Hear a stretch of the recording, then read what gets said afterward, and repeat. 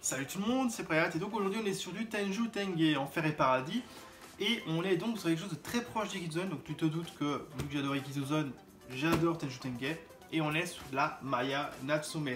Donc ça fait plaisir, c'est une résine de chez Epoch, on est sur du 1/8 de 2000, ça fait 20 ans à l'heure actuelle où j'ai publié la vidéo.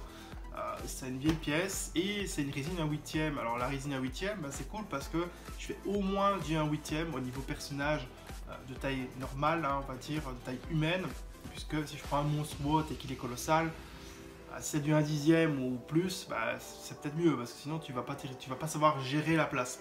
Donc ici on est sur une Maya que j'adore vraiment, j'adore les filles Ikizuzone, Maya encore plus, vraiment. Donc ici, gros kiff, il fallait que je la prenne. Donc il faut savoir que la figurine, comme tu peux le voir, eh bien, elle a les cheveux gris. Boîte très sobre mais très jolie.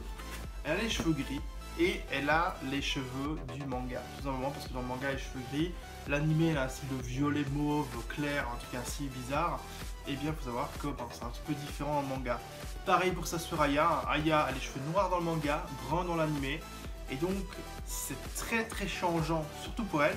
Si ça passe encore, c'est encore les mêmes tonalités si on veut.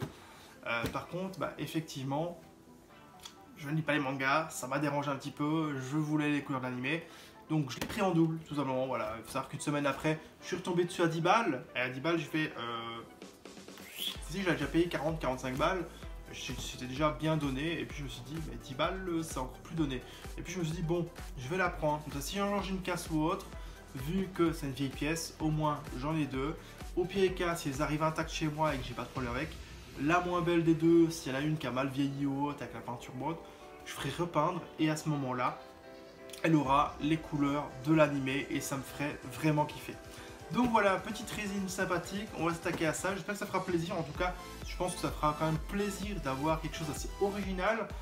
L'idée je vous Tenge, hein, si un jour de la Maya comme ça sort en grosse résine, je crois que je la prends Day One directement. Je chipote pas, je réfléchis pas parce que Maya, je la kiffe, elle est géniale. Donc ici, tu vas voir qu'elle aura la pose tout simplement que tu vois là. Donc c'est une pose assez emblématique de Maya, hein. C'est un passage vraiment stylé du personnage et donc ça fait plaisir tout simplement.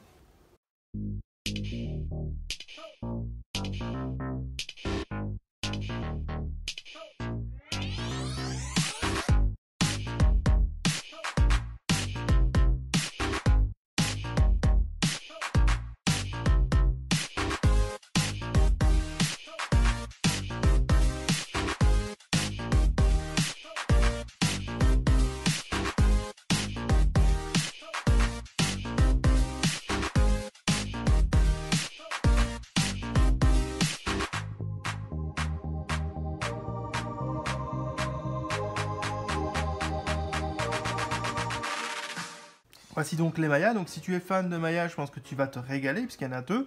Tu ne vois pas double. On est sur un modèle ici que j'ai exposé avec les mèches en arrière et l'autre les mèches en avant.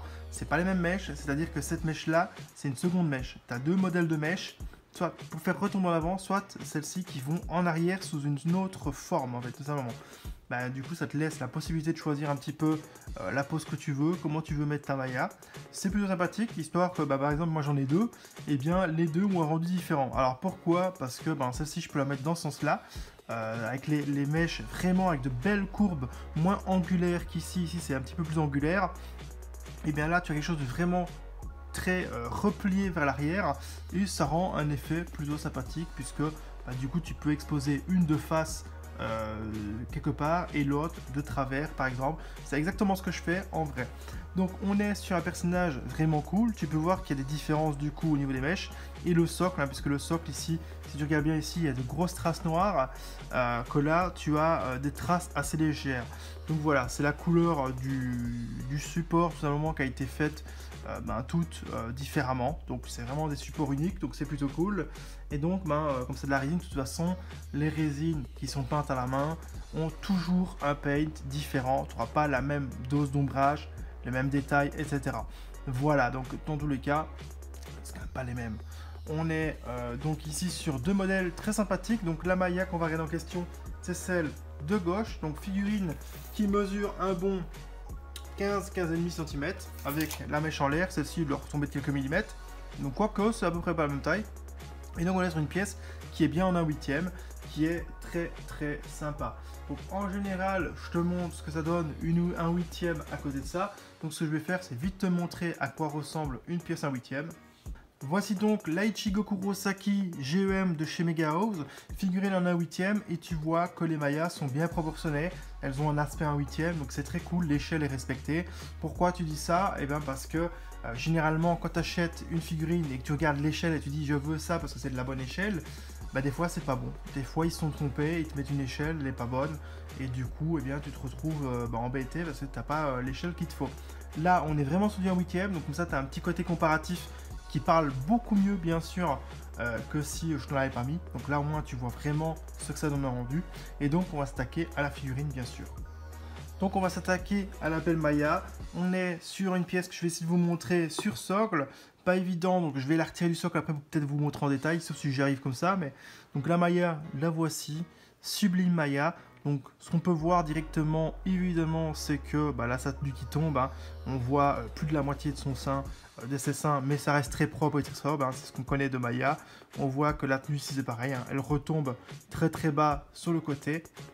Et on voit que de l'autre côté, c'est un peu plus ouvert, puisque là, tu vois carrément l'intérieur de la tenue et tu vois une partie de son dos avec, c'est une partie de sa poitrine tout simplement, même si ça reste caché. Alors, ce qui est cool, c'est que c'est Maya, Maya c'est toujours comme ça. On voit aussi que elle a une pose assez sexy au niveau de ses jambes. Le posing qu'elle a, eh bien, est très cool parce que tu as vraiment un rendu super sympa par rapport à la pose. C'est quelque chose d'ultra stylé, tu vois que son bâton de kendo ou je ne sais quoi, il est vraiment excellent parce qu'elle tient une belle pose en le tenant derrière. Et donc ce qui est cool, c'est qu'avec cette pose, quel que soit l'angle que tu prends, tu vois que elle tue. Alors là évidemment tu ne le vois pas trop, le bâton il est là, hop, il passe dans les cheveux. Et il est vraiment très cool. Donc Maya elle est sublime, elle est vraiment très belle, c'est vraiment une belle femme. Et elle est ultra stylée et badass. Et là, de la voir sous une pose assez emblématique, c'est juste de la dinguerie. Donc j'étais super emballé de la voir. J'avais très peur qu'ils aient mis 1/8 et que ce soit du 1/10. Et comme tu as pu le voir, eh bien c'est du 1/8 et ça c'est génial. Donc on est sur une peinture de cheveux qui a l'air d'être un petit peu silver comme ça. C'est plutôt joli, bien que le brillant à la base, c'est pas ma cam. Maintenant, regarde, comme tu le vois là, c'est une très belle couleur. C'est pas une couleur pailletée ou autre. C'est plutôt sympathique, On peut voir aussi, regarde les doigts qu'elle a ici, la gestuelle des doigts qui est plutôt très cool. On voit aussi qu'elle a un vernis sur le bout des ongles, enfin sur les ongles, c'est le bout des doigts quoi. Et on est sur une manche par exemple ici qui prend le vent avec des dessins très sympas. On est sur une Maya, tu vois, qui a le bâton ici qui est très cool, qui passe tout simplement, hop, comme ceci dans les cheveux. C'est plutôt très sympa. Donc voilà, je le disais, quel que soit l'angle, Maya elle tue. Tu la vois comme ça aussi, tu l'aimes bien. Bon après, évidemment, c'est mieux de la mettre un petit peu plus de face au moins. Mais on a quelque chose de vraiment très cool. Donc le visage de Maya, je vous disais, c'est une vieille résine, elle date de 2000 tout seul, de 2000. Et on reconnaît très bien le personnage. Une jolie petite résine. Alors il y a des vieilles photos qui traînent sur le net. Mais non, quand tu l'as pas sous les yeux, c'est très compliqué. Ici, on va faire pivoter 3D, tu peux mieux voir le visage et te rendre mieux compte du visage qu'elle a. Et tu vois qu'elle a un très joli visage. Et donc ça, c'est vraiment très cool. Donc avec les mèches qui reviennent en arrière, tu vois que ça donne un style différent. Je vais te montrer la deuxième pour que tu vois la tête de tout près. Et tu vois que si tu la mets, comme je disais, comme ça, avec les mèches qui partent en arrière... Ah, ça tue. Donc, je vais vite prendre la deuxième. On va vite regarder à quoi ça ressemble. Hop, avec les mèches vers l'avant, tout simplement. Donc, voici la seconde Maya. Donc, les cheveux qui retombent comme ça, c'est plutôt terrible aussi. Donc, je vais essayer de la mettre plutôt comme ça pour avoir l'ombre qui part sur le côté. Et tu vois qu'elle est juste sublime. Donc, on a une Maya vraiment terrible. Encore une fois, c'est vraiment excellent. Donc, ici, pareil, tu la mets de côté. Ça rend moins bien que les cheveux qui tombent comme ça. Maintenant, de face, c'est plus sympa encore. Tu as la longue chevelure, les longues mèches de Maya qui sont beaucoup mieux mis en valeur et qui font vraiment penser à Maya parce que je pense que de tête, c'est le seul personnage que je vois vraiment avec des mèches aussi longues. Et c'est assez cool. Sachant que je pense que Maya a des cheveux un peu plus longs que ça. Mais non, c'est un petit peu compliqué, je pense, d'arriver à faire quelque chose d'encore plus long. Donc on est ici sur une résine super sympa. Donc je vais reprendre l'autre parce que l'autre est plus facile à prendre. Elle est juste ici.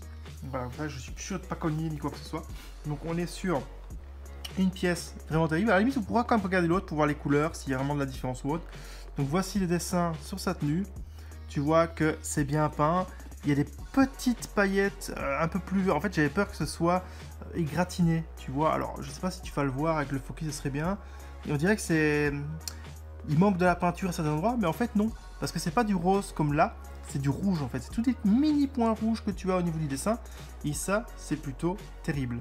Donc, on a une tenue, eh bien voilà, qui passe sur le décolleté avec Maya. La main qui tient le fameux bâton de kendo, c'est plutôt sympa que tu viens lui mettre dans la main. On a les chaussettes de Maya, on a les belles cuisses de Maya, et on peut voir aussi, si tu regardes bien ici au niveau du creux, qu'on a des jeux de couleurs, on avait déjà les dégradés de couleurs, enfin un ombrage en fait tout simplement. Enfin c'est même pas un ombrage, c'est plutôt une rougeur, tu vois, c'est une rougeur due au pli tout simplement, au fait que la cuisse appuie sur le mollet tout simplement. C'est vraiment très très propre. Donc on a aussi différentes couleurs au niveau poitrine, etc. Pour mettre en valeur les formes, les creux, tout simplement, l'épaule de Maya. Donc c'est vraiment génial. Et pour une vieille figurine de 2000, c'est vraiment génial. Regarde la modélisation ici, tu vois, elle a au niveau... tu as un os qui passe comme ça à gauche de l'épaule. Eh bien, c'est vraiment terrible parce que ça donne même une forme de sexy au personnage. Et ça, c'est plutôt intéressant. On est sur quelque chose ici de vraiment très cool. Donc voilà, on le disait, on peut voir aussi une partie du corps de Maya. Les jambes ici, c'est pareil. Tu vois que la modélisation est vraiment très cool. Elle a un côté vraiment sexy pour une vieille pièce. C'est étonnant, c'est vraiment étonnant. Et alors, on a une jupe qui est ouverte ici, hop, au niveau de la cuisse, donc tu peux voir sa cuisse. Tu peux aussi voir, alors c'est un peu plus compliqué, mais alors je vais essayer de pas tout faire tomber, parce que si je fais tout tomber, je casse. On peut voir aussi tout simplement son ventre, c'est plutôt sympa. Et alors tu as le style de nœud ici, de ceinture qu'elle a, qui vole dans le vent, avec un très beau rouge, très joli, tout simplement. Donc on est ici sur une pièce très cool. On va regarder quand même si on sait voir quelque chose dans le dos. Et au niveau du dos, tu vois, on peut voir un petit peu au niveau hanche de Maya. On peut voir aussi voilà, le rendu avec le bâton de kendo, la main ici, etc. Et elle est vraiment, vraiment géniale. Donc au niveau des cheveux, c'est très difficile de vous dire s'il y a des... Oui, il y a des dégradés de couleurs. Parce que si tu regardes bien là, et bien là c'est plus clair et c'est moins brillant. Là tu es vraiment sur du silver, un genre de chromé ou je ne sais quoi. Au-dessus c'est pas du tout le cas. Au-dessus c'est vraiment pas le cas. On dirait quelque chose de vraiment moins fort. Et c'est plutôt sympa tout simplement. Voilà. Donc on va passer à la deuxième. À savoir que si on regarde bien, il y a aussi des jeux de couleurs très différents. Tu vois qu'ici c'est très brun. Là ça part sur du vert au niveau du bâton. Donc c'est plutôt sympa. Pourquoi pas. On est sur, hop, une figurine ici qu'on va regarder. Quitte à faire une petite vidéo sur les petites figurines d'Ikitozone, pourquoi pas. Donc je sais pas si on l'a bien vu tout à l'heure, voici les yeux de Maya. Alors tu as vu qu'elle a quand même bougé, donc faire vraiment attention. Donc voici les yeux de Maya. Alors avec les ombres, c'est pas vraiment évident, j'en suis conscient. Mais on a quelque chose de très propre, très fin, très sympathique. Donc les yeux de Maya sont sympas, donc Maya qui est vraiment à mettre de face comme ça, avec cette chevelure là, enfin avec ces mèches là, c'est vraiment plus sympa. Et alors eh bien ici c'est pareil, on va regarder au niveau de la tenue, on peut voir qu'il y a aussi des petits points rouges, donc ils sont sur les deux. Donc c'est vraiment fait exprès. On peut voir aussi que je n'ai pas vu tout à l'heure, mais on a aussi les petits dessins sur la manche, voilà, avec de beaux plis. On voit que la manche elle part comme ça dans le vent, c'est très sympa, c'est très joli. On a toujours la belle poitrine de Maya avec différentes courbes. Tu vois que là, tu as un petit creux juste pour vraiment mouler la poitrine et repartir sur le corps. Donc ça, c'est vraiment très très cool. Et on peut voir ici, regarde, avec l'ombre, qu'il y a aussi un relief au niveau pour marquer l'épaule et le creux au niveau du cou. C'est vraiment très cool. Sachant que quand tu regardes ainsi, tu vois que là, j'ai la pleine lumière dessus. tu as des jeux de couleurs pour marquer plus, tout simplement, le creux, tout simplement faire ressortir. Et niveau poitrine, c'est pareil. Tu as aussi une légère rougeur, enfin très rose, rose clair, un petit peu plus sombre, tout simplement, que la peau, pour vraiment faire ressortir tout ça. Est-ce que l'ombrage est le même que l'autre? L'autre, il est moins présent. C'est-à-dire que sur l'autre, tu as beaucoup moins de couleurs au niveau de là. Donc ici c'est un peu mieux foutu, donc c'est quand même cool. Et alors au niveau de la rougeur poitrine, c'est pareil, ici aussi. Donc on est sur une couleur ici bien plus présente au niveau de l'ombrage. Maintenant, si je regarde au niveau des jambes par exemple, et bien ici tu as quelque chose de moins présent que l'autre. Il y avait un peu plus de rougeur qui mettait vraiment plus l'aspect en valeur, l'aspect la cuisse qui pousse sur le mollet, qui aplatit et qui fait rougir un petit peu le mollet. Donc c'est marrant parce que du coup le paint, tu vois exactement que c'est pas du tout pareil l'un à l'autre. Là c'est pareil, hein, tu vois que tu as de très petits traits en relief sur la main. Il faut savoir que si je le mets au ombre, et bien là ça se voit pas en vidéo je crois, mais tu as aussi de légères tonalités différentes pour vraiment faire ressortir tout ça. Voilà. Alors tu trouves pas beaucoup d'avis, enfin beaucoup non. Tu vois quelques photos sur le net assez dégueulasses du personnage parce que la résine a tendance en général à refléter la lumière. Donc selon les lumières, tu vas avoir des reflets dégueulasses, ce qui fait que voilà, on voit pas toujours bien. Et si de la voir, je pense, en la tournant et tout ça, ça peut aider. Donc ici c'est pareil, on a quelque chose de très sympa. Alors ce qui est assez marrant, c'est que du coup ici, on a une couleur donc vert qui n'est pas du tout le même vert que là. Si c'est à peu près ça, c'est juste que le vert ici il est beaucoup plus long, il prend très loin, que là le vert il devient très vite un genre de petit brun. Et alors bien la couleur de l'arme ici au bout c'est pareil, c'est pas exactement pareil, mais bon voilà, c'est juste pour dire que le paint n'est pas pareil sur les deux. Donc les magnifiques jambes de Maya, les chaussettes toujours pas sales, hein, toujours des chaussettes propres, donc ça c'est plutôt sympa. Les ennemis ils salissent jamais leurs chaussettes. Tu vas les voir, et bien ils sont toujours avec des chaussettes propres, même s'ils marchent dans la rue en chaussettes. Pourquoi pas? On est sur, eh bien, tu vois, l'intérieur toujours sexy de Maya. La chevelure. Alors là, je vais faire une petite comparaison comme ceci.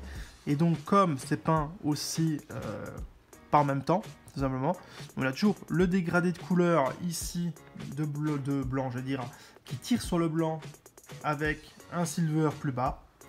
Et alors, le silver, ici, il est toujours là dans le fond. Donc ça, c'est à peu près pareil que l'autre. Sauf qu'ici, c'est peut-être un peu moins brillant sur une partie. Mais bon, c'est fait à la main, donc faut pas t'attendre à ce que ce soit exactement pareil. Alors, elle me fait assez peur parce que tu vois qu'elle tient très bizarrement ce socle. Donc je mettrai un peu de pâte à fixe dans le trou pour être sûr que ça ne bouge plus. Voilà, c'était la résine de chez Epoch de Maya Natsume. Donc ça fait plaisir parce que c'est un personnage que je kiffe et personnage qu'on voit jamais. Licence qu'on voit jamais non plus, hein, d'ailleurs. Et ça serait cool d'avoir un petit retour une fois de temps en temps de cette licence en figurine. Donc résine vraiment très agréable, j'espère que ça vous aura plu. Ça m'aura fait vraiment plaisir de pouvoir partager ce modèle parce que en plus c'est un personnage que je kiffe, donc ça fait vraiment plaisir. Et ce qui est juste plaisant, c'est que c'est vraiment du 1/8. Donc c'est cool. Il y a beaucoup de figurines comme les figurines ici de chez Poche ou autres que tu ne vois jamais, tu vois de vieilles photos dessus ou autre. Tu sais pas te faire un avis parce que la qualité est dégueulasse, les lumières sont dégueulasses ou autre. Il y a toujours quelque chose qui pose problème et tu sais même pas si le scale correspond vraiment à un 1/8 et du coup ça pose souvent souci pour savoir si tu prends pas, tu tentes pas. Et donc voilà, donc super agréablement surpris. On est sur du Tenjou Tenge, j'espère que ça vous aura plu. On se retrouve très bientôt, c'était Payat, salut, ciao ciao.